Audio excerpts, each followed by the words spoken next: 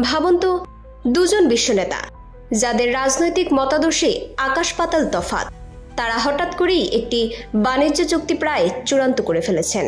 হ্যাঁ, আমি বলছি ব্রাজিলের প্রেসিডেন্ট লুলা দা সিলভা এবং আমেরিকার প্রেসিডেন্ট ডোনাল্ড ট্রাম্পের কথা। মালয়েশিয়ার কুয়ালালামপুরে আসিয়ান সম্মেলনের ফাঁকে এই দুই নেতার মধ্যে একটি বৈঠক হয়, আর তারপরেই প্রেসিডেন্ট লুলা ঘোষণা করেন যে আমেরিকার সাথে তাদের বাণিজ্য চুক্তি এখন মাত্র কয়েকদিনের অপেক্ষা। কিন্তু হঠাৎ কেন এই চুক্তি এত গুরুত্বপূর্ণ? আসলে আমেরিকা গত জুলাই মাসে ব্রাজিলের পণ্যের ওপর 50% শুল্ক আরোপ করেছিল। এর কারণ ছিল ট্রাম্পের মিত্র ব্রাজিলের সাবেক প্রেসিডেন্ট জাইর বলসোনারোর কারাবাস।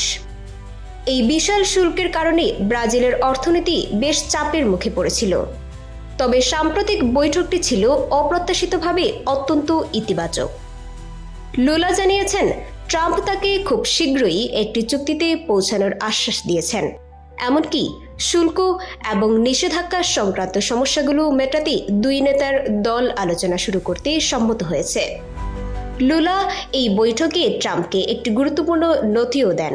সেখানে তিনি দেখান যে শুল্ক বাড়ানোর সিদ্ধান্তটি ভুল তথ্যের উপর ভিত্তি করে নেওয়া হয়েছিল এবং গত 15 বছরে ব্রাজিল নয়, বরং আমেরিকাই ব্রাজিলের সাথে বাণিজ্যে $410 বিলিয়ন বিশাল উদ্বৃত্ত লাভ করেছে। সবকিছু ঠিকঠাক থাকলে এই চুক্তিটি দুই দেশের সম্পর্কের জন্য একটি বিশাল ইতিবাচক পদক্ষেপ হবে। শাস্তিমূলক শুল্ক এবং নিষেধাজ্ঞার অধ্যায় পেরিয়ে ব্রাজিল ও আমেরিকা আবার পারস্পরিক অর্থনৈতিক সহযোগিতার পথে হাঁটতে শুরু করবে। এই ধরনের গুরুত্বপূর্ণ আপডেট পেতে আমাদের সঙ্গে থাকুন। বিজিএন টিভি 24, সংবাদ যেখানে, বিশ্বস্ততা সেখানে।